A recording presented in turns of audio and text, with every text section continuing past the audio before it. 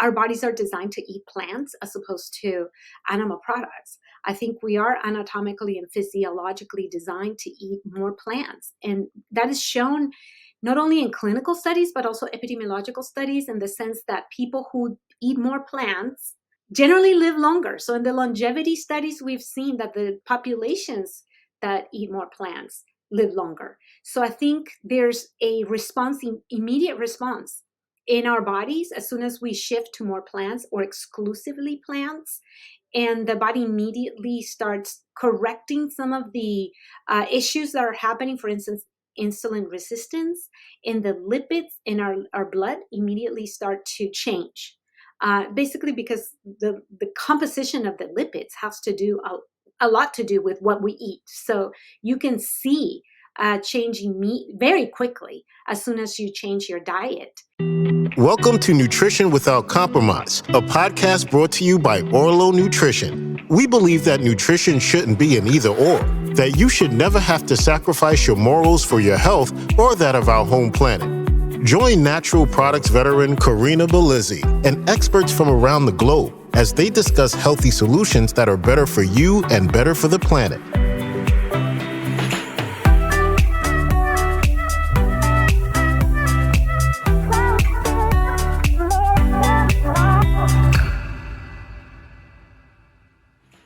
Hello and welcome to another interview episode of Nutrition Without Compromise. Today we're going to explore the intersection between what we eat, what we have access to, and environmentalism as I introduce you to an incredible woman from my local community, Dr. Maria Jose Hummel.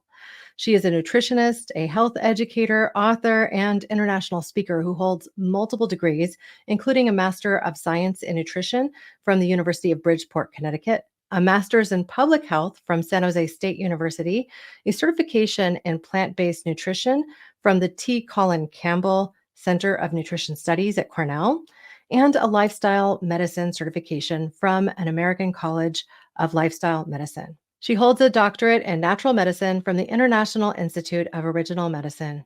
Dr. Hummel is currently the program coordinator for Community RX Salud en tu Plato, a 10-day nutrition immersion and education program that has helped people to improve their health and reverse diet-related chronic conditions for some time.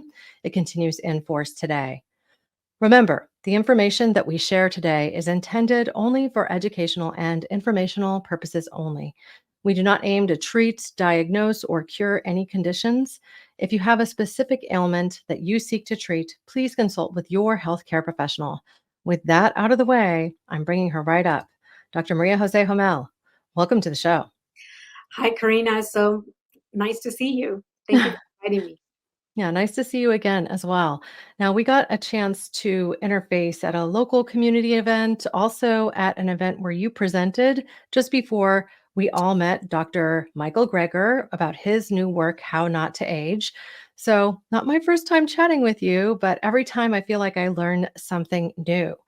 So I wanted to talk for a moment about really what inspired you to develop this program, and specifically here on the Central Coast of California to help people transition to whole foods plant-based, and really what you see from it. Yeah, as a nutritionist, I worked many years working one-on-one with people, and I was able to see transformations just by changing people's diets. And I know that the condition of health in our society has only gotten worse lately because of the food and all kinds of different reasons.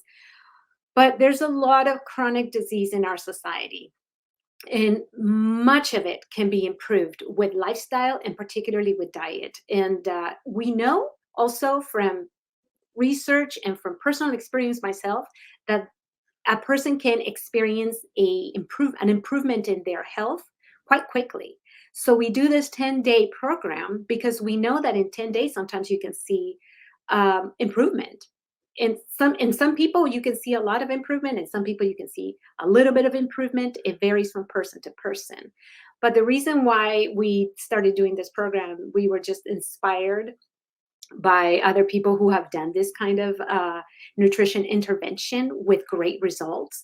and we wanted to bring it to the people in our community in an affordable, basically free. If we really work on donations, so if people don't have money to pay, they can do it for free. So we were just inspired to bring this information to as many people as we can in our local communities.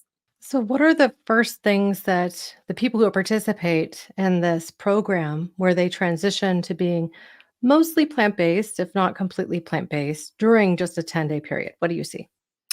So we do biometric testing before the program. So right before they start the 10 days, we measure their fasting glucose, their lipid panel, which for us includes total cholesterol, LDL cholesterol, triglycerides, HDL cholesterol. But the most important ones are triglycerides and LDL cholesterol, and also total cholesterol. We also measure their blood pressure. We measure their height and weight and calculate their BMI, and then we give them the 10-day intervention, and we can't go and police their diet, right? So we don't have the means or the funding to actually give them the food or to go check that they're eating what we suggest they eat. So we kind of trust that they will, take our suggestions, but we do send them like a daily video to keep them motivated. And at the end of the 10 days, there's technically 14 days in between before and after biometric testing. So at the end, we repeat the biometric testing. And the whole reason for that is so that they could see before and after. And we do see amazing outcomes. Like I said, it varies from person to person, but I have seen people drop their LDL cholesterol, for instance. Our average was 22% the first year of our program, but I've seen people drop their LDL 20%, 30%, 40%, even 50% in 2 weeks.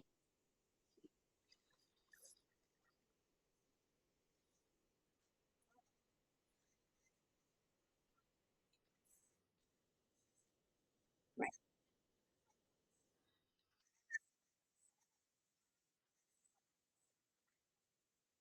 That's a great question.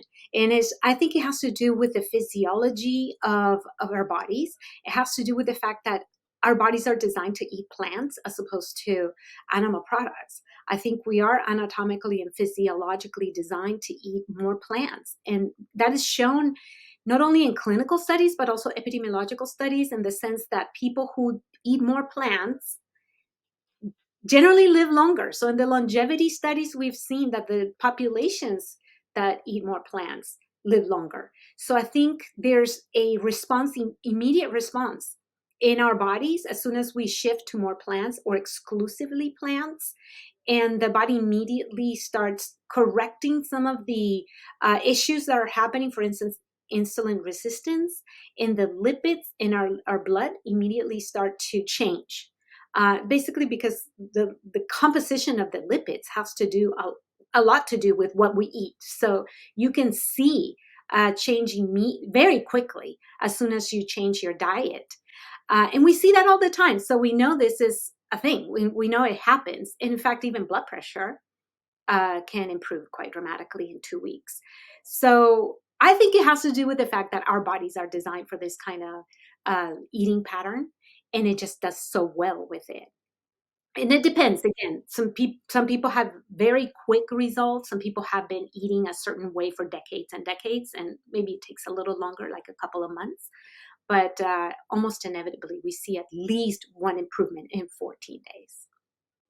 So, what would you then say to Dr. Peter Attia or Dr. Gabrielle Lyon, both of whom are, really extolling the virtues of consuming 30 to 50 grams of protein in a single meal twice a day, especially for women as they're aging? And the reason that they're touting this benefit is because they say, well, not necessarily benefit, but this style of eating is because they're interested in helping women to build and maintain muscle mass, with pretty dramatic concerns that if they don't get 30 or 50 grams of protein in one or two meals a day, with at least 100 150 grams of protein consumed in a single day, that they're somehow going to waste away, or that their muscles themselves won't be able to retain their fitness and strength, and ultimately that if we go fully plant-based, we're going to somehow lose our muscle mass and start to experience declining health as we age, and in particular as it relates to our bone health and our metabolic health. So I mean, I know that's a lot to take in, but if people here are accustomed to listening to health podcasts, they've likely heard these ideas. So I'd love for you to offer your perspective on that front. No, that's an amazing question. And I totally agree with the premise that with time, especially with in our society, with age, after the age of 30 or so, people start losing muscle mass, particularly because of our lifestyle tends to be much more sedentary than our ancestors. So our ancestors used to have to work outside, growing food, chopping wood, whatever else they were doing, using their muscles constantly. Today, a lot of us work, in front of a computer, sitting on a desk, and we're not using our muscles as much as we really should. And that has led to a decrease in muscle mass. That is absolutely true. It does happen. Now, I think the solution to that is much more nuanced than what sometimes people hear in popular podcasts or from these doctors. We need to look at different aspects of lifestyle, particularly exercise. So I think using our muscles is important because we are designed to use our muscles. We really were designed for that, as opposed to sitting on a desk and being sedentary or watching TV all day. Like, we're not designed for that. So first of all, the use of muscles throughout life, I think, is extremely important. And so if today we're not chopping wood to cook or washing our clothes by hand like our grandmothers or great grandmothers used to, then we need to somehow substitute that physical exercise. And maybe that means for us in our modern society, sign up to the gym or buy some weights or bands or whatever it is that you want to do, but you need some resistance. That's number one. Because protein, that's number two, what I want to talk about, protein. Protein, in the absence of exercise, is not going to produce muscles. Protein by itself is not going to produce muscles. You need to combine both the resistance exercise and in enough resistance exercise that you're actually challenging your muscles so that your muscle fibers can break up a little bit and then rebuild. And when you rebuild, that's when you get that increase in muscle mass. And combined with enough protein, because protein is necessary to build those muscles and tissues and hormones and many, many other things in the body. But having said that, first of all, we do not need animal protein. We know this from many, many vegan bodybuilders out there and people who are into fitness who eat a whole food plant-based diet. It doesn't even have to require protein powders necessarily, protein supplements, but it could if you want to, but it does not require animal protein. So that's the first point I want to make. You could definitely get enough protein from plants. All plants have proteins, and in fact, all essential amino acids are present in plant foods. So there's no deficiency of protein in a plant-based diet. So I guess that's what I wanted to say. Now, do you need to hit the numbers, the magical numbers of 30 to however many grams of protein per day? I guess it depends on what your goals are. If you're preparing for competition, maybe. Most people are not preparing for competition and a bodybuilder or fitness competition or something like that. So maybe your goals are not that high, and you can definitely still build muscle with a whole food plant-based diet. And I would definitely make sure you add good protein sources. If you're eating nothing but white bread and potatoes 3 times a day, maybe you need to add some protein sources. You need to balance your meals. But you can do it. You can do it with plant-based proteins, particularly the ones that are a little bit more concentrated, like tofu and tempeh. So you definitely can do it. It's just a matter of how you design your meals and what your goals are. Yeah. Well, we understand that Dr. Michael Greger, as one for instance, likes to support the use of beans and lots of different varieties of beans, from lentils and legumes chickpeas and white beans and kidney beans and black beans and pinto beans. I mean, there are so many different varieties of beans, but with the added benefit of really feeding your microbiome. The more that we learn about diet and nutrition as the two relate to one another, the more we realize how very important fiber is.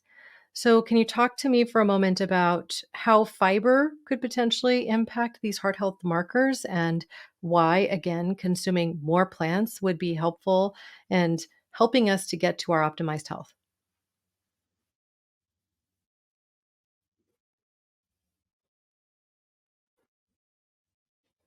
We thought, it's just extra. We don't even absorb it. We don't digest it. It just goes out, the body. I guess it helps to prevent constipation. That's about it. That's all we thought that fiber really did. And now that, especially particularly in the last couple of decades or so, we really started noticing the importance of the microbiome, right? These really friendly bacteria we're supposed to have in our gut. And the composition of that microbiome depends very much on the amount of prebiotics that we consume in our diet, which for the most part, these are fibers or what they call resistant starches and other non digestible carbohydrates. And so now we realize that fiber, okay, maybe we don't digest it, maybe we don't absorb it, but it's food for the microbiome. And so those little microorganisms that live in our gut, they need sustenance as well. And it's the fibers that actually help maintain a healthy microbiota, because without enough fiber in the diet, then we see a different composition of the microbiota, and we see a different composition that actually turns to more unhealthy composition. So it's kind of like when you don't water your lawn. So when you don't water your lawn, your grass dies, but what you see is the weeds coming up. And Hmm. so same thing with our gut. If we don't feed the good bacteria, they start to die off, and then we see bad bacteria to start to thrive. So the composition of the microbiome is directly related to the amount of these fibers and other non-digestible carbohydrates that we include in our diet. Beans are one of the most important sources of these non-digestible carbohydrates, including fiber. And that's why so many people, when they shift into a whole food plant-based diet and they start eating more legumes, if they're not used to it, if they've been eating a lot of animal products like meat and potatoes the whole life, all of a sudden they start eating beans, lentils, particularly beans, and they blow up and they get gas and all these different digestive problems. And the reason is not because the beans are unhealthy, but because our gut is not super healthy yet, and therefore is not able to handle that much fiber yet.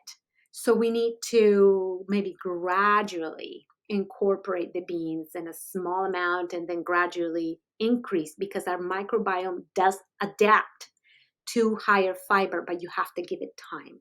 So Yeah. again, the reason why people have these digestive issues with beans is not because beans aren't healthy. It's because our microbiome isn't healthy enough yet, but it can get healthy.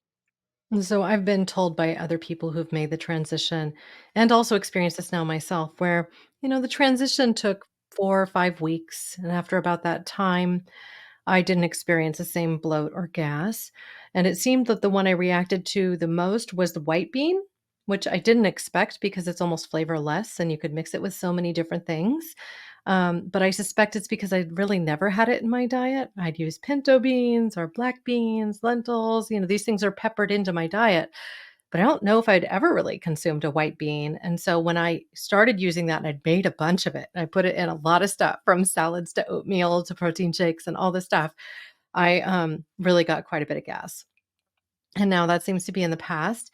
I am now to save on my salt as well as on my pocketbook, taking in organic garbanzo beans and different types of beans in a dry state and then reconstituting them for a couple of reasons. One thing is I'm finding I like the mouthfeel better when they're a little crisper in their texture.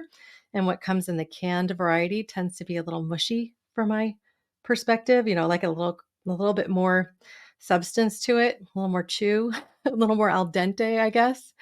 Um, and I'm finding it to be kind of fun to explore these different things and to just kind of integrate them into my diet in new ways. My kids are enjoying them too. And so I'm not finding that much resistance there, except when I add too many spices because I've been trying all these different Indian dishes and they're still getting used to the curries and things along those lines.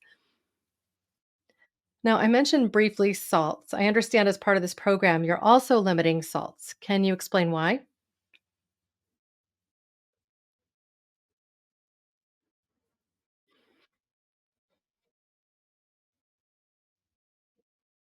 And the reason why is because when you consume more sodium, it helps to retain more liquids. That's basically the reason why. So the more liquid we retain, more than what is normal, then higher blood pressure, just because there's more liquid in the container, in this case, our vessels. So they're just higher pressure. And by lowering the sodium content of our diet, we can improve, in some people anyway, maybe not everybody, but in some people, they respond to lower sodium. And so definitely that's one thing that we encourage people.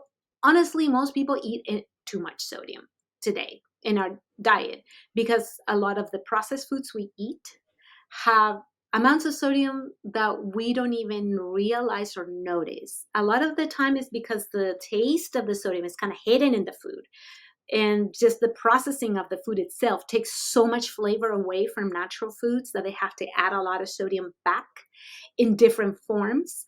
And so then you get a lot more sodium that you realize. So unless you're reading those labels carefully, you might be getting 2 or 3 times the amount of sodium that you require. And there's definitely people who respond to lower sodium, and it's just better for everybody, I think, to lower the sodium and just decrease the amount or the risk for high blood pressure. Because actually high blood pressure, as far as the World Health Organization has identified high blood pressure as the number one risk factor for death in the world. Mm. So lowering sodium can have amazing consequences, just in lowering mortality. Well, I know some people would say, but I like salt and I use Himalaya salt directly on my foods. Again, I think it's the hidden salts and not necessarily hidden if you are a label reader, but I'll give you one for instance. I get an organic refried vegetarian bean in a can, like both black beans and also pinto beans that way because it's great for taco night. It saves me time and I can just, get it and kind of just reheat it and go, right? Well, that product itself in one serving has 600 milligrams of sodium. That's quite a lot in a single serving, and especially if people consume more than one serving of something. And if you're being asked to consume beans multiple times a day, you could multiply this. Now, there are some versions that are low sodium or no sodium added, and you can find them at health food stores in particular. But sometimes the mass market grocery stores don't have those low salt or no salt varieties, so it gets harder and harder. They're snuck into our chips for sure, our baked goods of all sorts, even breads, and really just are broadly available in the processed and packaged foods environment. Even the soda cans that you drink, if you drink soda, you're getting salt. So there's more salt than you think you're absorbing already. And what I would say on the flip side of that is you don't necessarily realize that all these plants that you consume do actually have a broad spectrum of electrolytes present in them. So if you're eating plants, they have potassium, they have sodium, they have other things in them, that are just by in nature in the plant itself.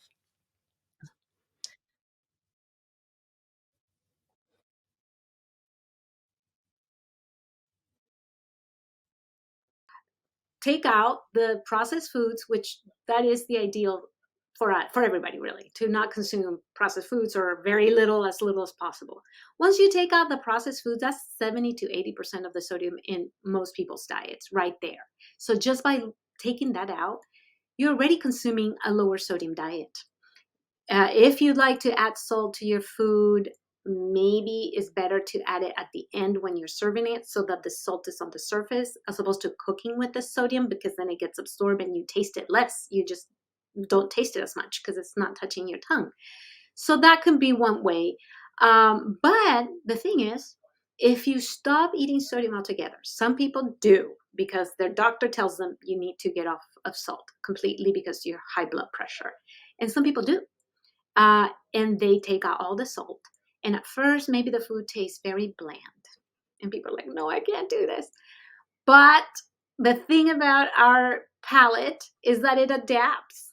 So with Hmm. 2, 3, 4 weeks, your palate has already adapted to less sodium or no salt at all if you choose to go that way. And now you actually taste the real taste of food. And once you go back to eating anything, particularly processed foods, they're like too salty now. And that's Hmm. great, actually. If we get our palate used to less sodium and we actually taste the food as it is. And as you said, these foods already have a little bit of sodium, some potassium, some electrolytes are important. It's not like you're going to completely be devoid of sodium in your diet if you continue to consume vegetables. They have some sodium. Yeah. Well, and for my distance athletes friends out there, I will say you typically know when your electrolytes are off. There are a few sure tells, especially if you do distance training in any capacity. I know that when I was actively training for marathons and running at minimum 8 miles most days, that I would notice I was a little low on salt if I was in the shower and my sweat no longer tasted salty because a little bit of it will invariably end up in your mouth. And so I would just take a little bit more electrolytes during those periods of extreme exercise so that my electrolytes could be balanced. But the other thing is I've really never really consumed that much on the what I would call processed foods spectrum. I have tended to add just a little bit of salt to my meals, and I always feel like when I dine out, like food is oversalted. So as your palate refines, you may find you enjoy salt less. There are certain things that I just absolutely love it on. Like, for instance, I'll take some tahine, which is like a lime salt peppered kind of tahine on top of avocado toast, and it's a treat. And I think if we look at sodium as a treat and condiment like that, then we're not going to end up overdoing it. And the problem is we tend to overdo it so much because we're consuming convenient foods, and convenient foods, when you dine out, when you eat fast food or packaged foods, tend to have way more sodium in them than you need in a day. Yes, yes, that's the thing. So again, if you don't eat those processed foods, if you want to add a little bit of salt, you'll probably be okay, particularly if you are not hypertensive.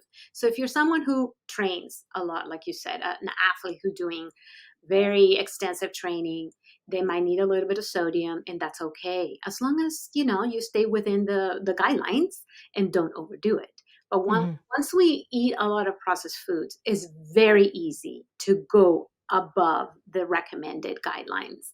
And if you have high blood pressure, which a lot of people do nowadays, a lot of adults, even children. It's such a shame. It wasn't a thing 20 years ago. No. And it is a thing today. Kids as young as 6 years old have been shown to have atherosclerosis, right? So it's hardening of the arteries at 6 years old. And this is purely a result of consuming too many um, packaged goods, convenient foods, trans fats, things along these lines. Now, of course, I would be remiss if we didn't talk about common deficiencies if you do shift to a fully plant based diet. We've already addressed protein. That was the elephant in the room that I feel like we always need to touch on. No, you don't miss any of your essential amino acids if you do not consume animal meats. Some people will say, well, I just can't give up my dairy. And my dairy is fortified with vitamin D and vitamin A. How am I going to be sure that I get enough of these nutrients if I'm not consuming dairy? Plus, maybe I just love my cheese. You get it from beta carotene. So all your greens, your vegetables, anything that's yellow, green, orange, just eat a lot of that. Squash, mangoes, they're delicious. Greens, but your salad greens. Just eat a lot of that. You will get your vitamin A from the beta carotene. Vitamin D, interestingly, I just read an article the other day, just like 2 or 3 days ago. The magazine came into my house and they were talking about how in some other countries, not in the US yet, but in other countries, they're realizing that we overdid the get away from the sun recommendations from particularly dermatology. So they were like, no sun whatsoever. And now we realize, well, maybe that wasn't the greatest advice, because a little bit of sun, and by that I mean, depending on your skin color, it could be 10 minutes, for some people maybe 20, depending on the shade of your skin. The lighter skin, the less time you really need to expose. And that doesn't even have to be all of your skin. You don't have to be in a bikini out there. Just enough, your arms, maybe your face, your legs, if you want to wear shorts, just for a few minutes, 10 minutes, 15 minutes, 20 minutes at the most. If you're very dark skin, that's it. And you're producing enough vitamin D if you do that twice a week.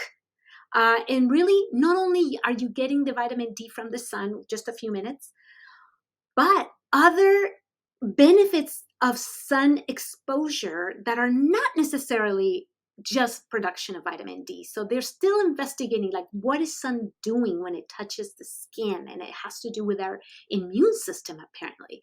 So a little bit of sun now obviously in the winter, there's people who are not going to be able to do that, depending on the latitudes and all this. So taking a vitamin D supplement is totally okay. I take a vegan vitamin D supplement during the winter, even though here in California we do get a little bit of sun in the winter, but sometimes not enough, it seems like, if it's cloudy Mhm. or rainy or whatever.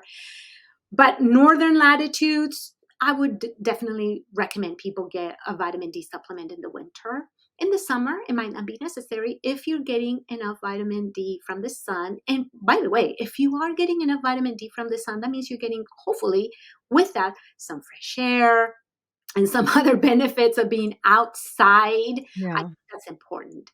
So I think if we can get that from nature, all the better, because when we've done the studies, we see the advantages of getting things from nature. So there's, added benefits of being outdoors. Again, not overdoing it. If your skin becomes red because you've been outside for 2 hours without any sunblock or hat or long sleeves or something, then you're overdoing it. If your skin gets red, you don't want to damage your skin, because then it could create genetic damages in your skin cells, and then that could lead down to the path of skin cancer later on. So we want to avoid damage to the skin. But a little bit of sun, moderate sun exposure, actually is helpful and prevents cancer because of what it does to our immune system. So I would do that for vitamin D, and for vitamin A, a lot of the greens and the yellow and orange fruits and vegetables.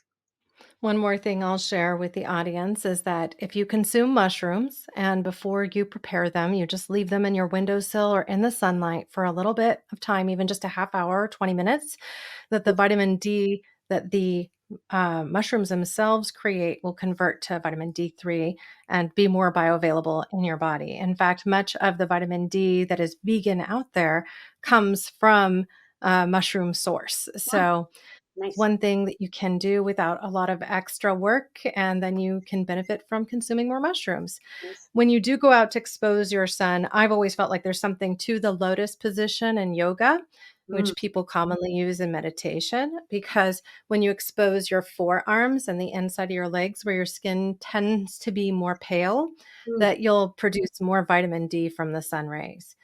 So that's just an added little benefit if you want to just go outside and meditate for a few minutes in the sunlight, that can bring you some of that healthy vitamin D. Again, without sunscreen, because the sunscreen will block some of that ability. Yes, Yeah. that's right. Now, other common deficiencies that come in from a fully plant-based diet relate to vitamin B12, which is the obvious one standing out of the fray. Yeah. Now, vitamin B12 is important for creation of your red blood cells. It's involved in your DNA and even in the action of certain enzymes in your system that help you break down plant source nutrients into vital components. Yes. So we need to be sure we get enough vitamin B12, and this tends to be a recommendation from Dr. Michael Greger and other plant-based focused doctors and nutritionists. Mhm. They generally say, go ahead and take a vitamin B12 each day. What are your thoughts on this, and how much should we be getting? First of all, I absolutely agree with that recommendation. Um, but let me clarify that, just to make sure that people know this, animals don't make vitamin B12. Neither do plants. So, Mhm. but it's not the animals that are making it. It's the microorganisms that live in our colon, animals' colons too. So So the thing about vitamin B12 is that the microorganisms that make vitamin B12 used to be much more widely available in our environment. And so in the soil, in the water, just everywhere. And now we've cleaned up, we've gotten a lot of the bad microorganisms out. So our water for a lot of people is chlorinated, which is good. We don't get cholera that way. That's fine. I But was actually told that before we washed our hands, we were getting B12 from the dirt and stuff in our fingers, I mean, but because people are encouraged to wash their hands and use, yeah, sanitary issues, right? That we don't get B12 as much from other sources, and that's why it tends to come with meat products, right, which right, right. kind of grossed me out, right? So again, there's pros and cons to having these microorganisms in the environment, and maybe you don't want some of the other microorganisms. Mhm. That's okay. But just to get that understanding and that out of the way, that it's not some kind of lack that plant-based diets have because we're lacking animal products. I just want to clarify that it's not the animals making No, them. I think that's a great point. So where do we get it? I just recommend people get a supplement because it's so easy. It's just cheap, easy, easily available. By the way, vitamin B12 takes a while to develop for most people anyway, it takes a long time to develop a deficiency because our body is really good at recycling vitamin B12 and our needs are very low. In terms of grams, micrograms, milligrams, it's very, very low for vitamin B12. So it's easy to obtain from a supplement. In fact, you don't even have to take it every day, depending on the dosage. I recommend, if possible, not always possible, but if possible, to get the kind that you put under your tongue. And the reason Mhm. why is because people after a certain age, not only if they go on a plant-based diet, they might not be getting it in the diet, but also even if they do get it in the diet, a lot of people develop a deficiency not because they're not getting it, but because they're not absorbing it. Vitamin B12 is the one vitamin that has the most steps required for actually absorbing the vitamin into your system. And that Mm. requires particularly something called intrinsic factor that is produced in the stomach. And if you have gastritis or if you're taking antacids, if all kinds of different reasons why people are not producing enough of that and they're not absorbing the vitamin B12. So just to make sure, I would recommend people put it under the tongue to get the sublingual kind, put it under the tongue. It gets absorbed into the tissues below the tongue, right into the bloodstream, as opposed to having to go through the digestive system. And that way you're making sure that you're getting that vitamin B12, not just into your digestive system, but actually absorbed. And so I would recommend everybody actually do that because after a certain age, even meat eaters might not be absorbing the vitamin B12 from their diet, again because of different reasons, different conditions that have to do with the stomach. A lot of people take antacids nowadays, so they might not be absorbing it. Obviously, if you have like bariatric surgery, you have to take vitamin B12. That's one of Yep. the things they tell you to do. So I think everybody should take it. If you're on a whole food plant-based diet, that's one way to do it, to just get a supplement, easy, cheap. Or make sure you get enough foods that have it, so 4 to 5 foods will be another good source of vitamin B12. But I just make sure you get it somehow. Yeah. Well, I love that. And full transparency, this podcast is brought to you by Orlo Nutrition. We do actually have an immunity boost product that contains vitamin B12 in its most bioavailable methylcobalamin form. And the source is the Icelandic ultra spirulina that we grow at our aquaculture plant house in Iceland. So grown using pure, clean water and geothermal energy. So it's a fully eco-friendly supplement. 2 sprays in the mouth twice a day gives you not only your daily need for vitamin D, as well as your B12 and supportive nutrients to help you through any kind of immune confrontation that you might have over the course of the year. So that product is available at orlonutrition.com. If you guys have any interest, please check it out. And remember that you can use the coupon code NWC for Nutrition Without Compromise to get an extra 10% off your order. Again, that's NWC for an extra 10% off. If you subscribe, that'll be 25% off your order at orlonutrition.com. All right, moving on to the last, and I call this the pièce de la résistance. Yeah. The pièce de la résistance for common deficiencies, which is really the omega-3s and in particular DHA. If you're on a fully plant-sourced diet, you might be getting alpha-linolenic acid from your walnuts, your chia seeds, and things like this, but there's a lot of processes involved to get down to the EPA and DHA that your body needs to thrive.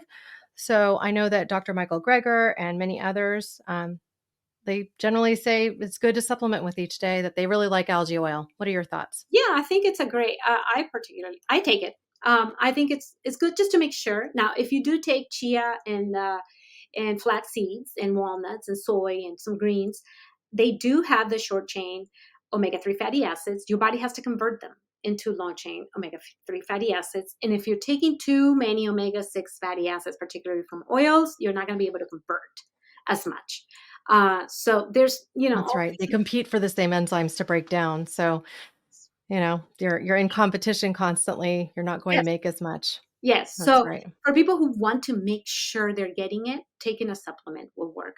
Um, or else just make sure you're getting your flax and chia every single day. I see a lot. I really try to emphasize this, and I don't think people quite get it, like the importance of really doing it every day.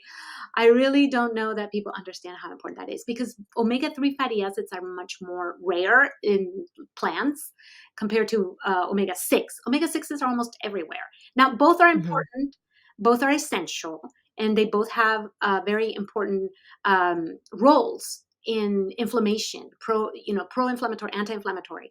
Sometimes people think, oh, we don't want any anti-inflammatory or Well, that's not true. pro-inflammatory. You'd never heal if you had an You would never injury. You'd never heal. heal without inflammation. Exactly. Every time you cut your finger, you need a little bit of Yeah, inflammation to bring in that healing process. So you do that's need right. a little bit of inflammation. Don't. That's why it's essential, omega 6.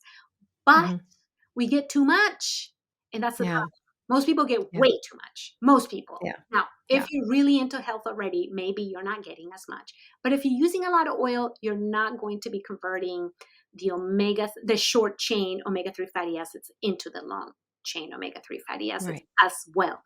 So taking an omega 3 algae oil is a good source. It's a good source. It's a great option. I think it's a great option for people who are Right. 100% whole food plant based.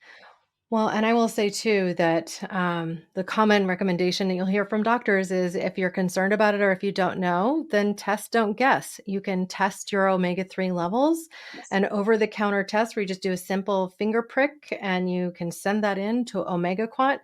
They will tell you what your percentage levels are. As a part of Orlo's Tested by You campaign, we're actually covering the costs of not one, but two tests over the course of a 6-month period to our subscribers for the Tested by You program. And so you can go ahead and get a test before your first day of supplementation. You send it in and you get to get your baseline results. Those typically come in the mail or via email a couple months late, not a couple months, a couple weeks later. Mhm. So typically within about 10 days. You don't need to wait to start your supplements. That's already going to be your baseline, right? So you'll get your results about 10 days later. And then after your 4th month of supplementation with your 5th and 6th month subscription, you'll receive the second test. So you can test where you ended up after 4 months of supplementation. What I Mhm. will say is that most vegans and vegetarians come in at an omega 3 index of 3.5 to 4%. And that's a measurement of the amount of EPA and DHA that's present in your cells. And then after 4 months of supplementation, we're having people come back that were starting out around 3.5% with 6.5%. The ideal is 8%. That's really where we want to get people to is 8% plus of their total omega 3 index.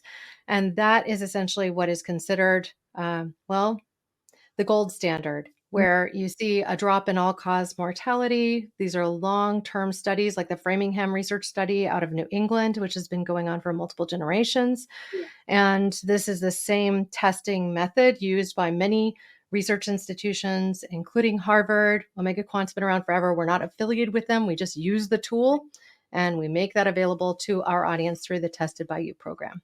I just So, wanted to point out that there was some new mhm. research that just came out this week about fish oil.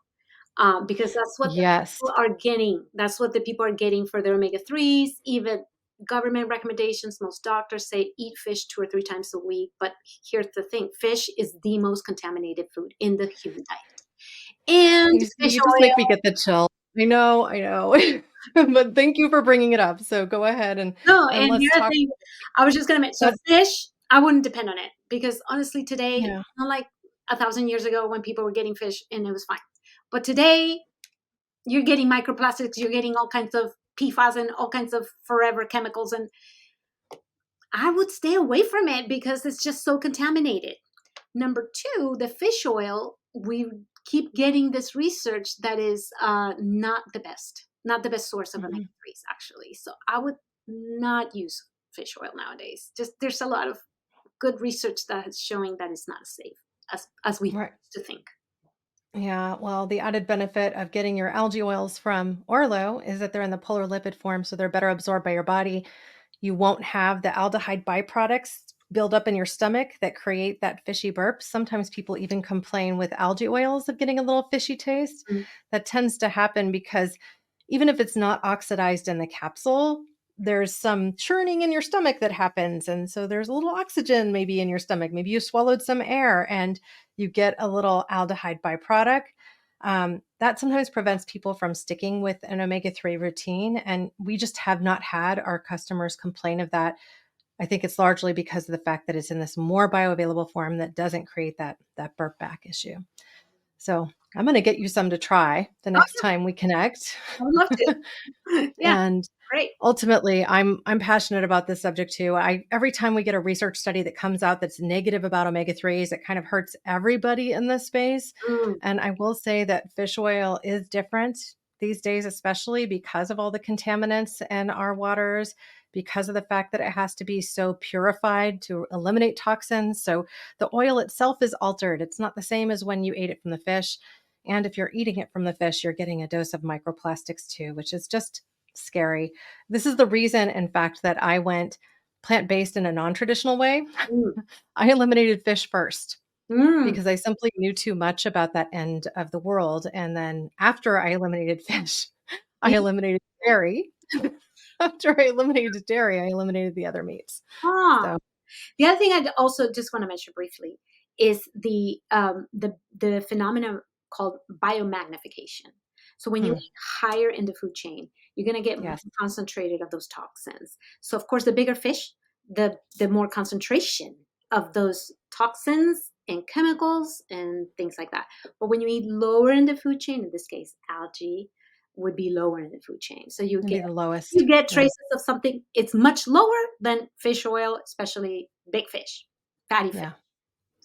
Tuna, salmon, all of these things. And most of the salmon these days is farmed. So, Yes. even the farmed fish has It's pretty dramatic problems. So, terrible. People yeah, stay away, please. Stay away from that. It's the worst. Just say. it makes me really sad, of course, because it's the state of our environment. And so, this is part of the whole work that you do with Eat for the Earth. Yes. As we sum up today's conversation, I was hoping you could speak for a moment about your role at Eat for the Earth and what they, as a not for profit organization, are really seeking to do. Yes, yes, definitely a more sustainable planet. We realize the agricultural industry, animal agricultural industry is one of the most destructive industries on planet Earth. Most people don't realize how destructive it is to eat animal products, whether it's fish, whether it's beef, whether it's chicken, whether it's pig, any of these industries. Uh, 99% of the animals are in factory farms, and they're highly contaminated. The conditions the animals live in. I mean, just on and on and on. And there's no time to talk about it as much. But what I want to say is that we are definitely an organization that we are cognizant of this and know that eating more plants will help to create a more sustainable planet for everyone, for all life kind. And so that's number one. Number two is just the effect in the environment. So the global warming and the climate change, we really want to help mitigate that in eating more plants. is one of the best things you can do. It's one of the easiest things you can do. It's really hard to stop driving a car. It costs a lot of money to buy an EV and all these other things, but you can change your diet today. Like that's easy to do. So water usage, I mean, there's so many reasons to eat a plant-based diet. And so health is one reason, ethical considerations are another reason, and environmental considerations. So there's 3 at least good reasons to eat more plants. And so why not? So we definitely want to encourage people to try it. And so in our program, we tell people, try it for 10 days. It doesn't seem so intimidating if you're only going to do 10 days. And once you see the results at the end and they look so great on paper, most people want to continue it. So that's why we do what we do. We just want to encourage people because sometimes we really care more about our own health and the planet. That's okay. Okay, fine. So try it this way. Try it for the health benefits. And then you're going to get all the other benefits as well if you learn to eat more plants. Well, one of the things I love that your executive director, Beth Love, has shared is that, that's not about turning away any diet or lifestyle. We just want people to eat more plants. So welcome the omnivores, welcome the organic, non-GMO eaters, welcome to all of them, because the more we focus on this shift, the more impact we can make. And even if we were just to follow Dr. William Lee's perspective of looking at meat and animal products as condiments, Right. as opposed to the main course, Right. then we can make a dramatic shift. Right. If we were to follow, Jonathan Safran Foer's idea, and he might not have been the first to say this, I've since heard that it might have been originated somewhere else, but he says, let's not eat animal products before dinner. And then at least you have eliminated 2/3 of what you eat during a day from being an animal-based diet. Yeah. And then there are those like, Paul Saladino, who wants everybody to eat animal-based first. That's a completely different discussion, and we don't need to get into the carnivores and implications on that side of the aisle today. But thank you so much for joining me today. I really appreciate your time, your effort, what you're doing with Salud en tu Plato, as well as with Eat for the Earth. I admire both of the initiatives dramatically. I know that you're seeing a lot of positive health results in the communities you serve, and I wish you well. Thank you so much. It was a pleasure being here, and I just love it. I'm passionate about this, so thank you so much. Thank you so much for joining me. To find out more about Dr. Maria Jose Hummel, visit the links that we provide with show notes. You'll find a link to our expanded blog page on orlonutrition.com, which includes the video version of this podcast episode, complete transcripts, and links to additional resources and episodes that we touched on today, including those with Dr. William Lee and Dr. Joel Furman. As a reminder, you can always go to orlonutrition.com and use our coupon code NWC for a bonus 10% off at checkout. This applies not only to the subscription campaign for Tested by You and other promotions that we have running on the site, but also just to any day you wish to purchase. Thank you for watching and for enjoying this episode today. I hope that you'll join me as I raise a cup of my favorite beverage and say my closing words. Thanks for listening to Nutrition Without Compromise. To make sure you never miss an episode, subscribe, rate, and review wherever you listen to podcasts. If you'd like to learn more, visit orlonutrition.com and join our mailing list. You'll gain access to complete show notes, features, and informative blogs, because nutrition shouldn't be an either-or.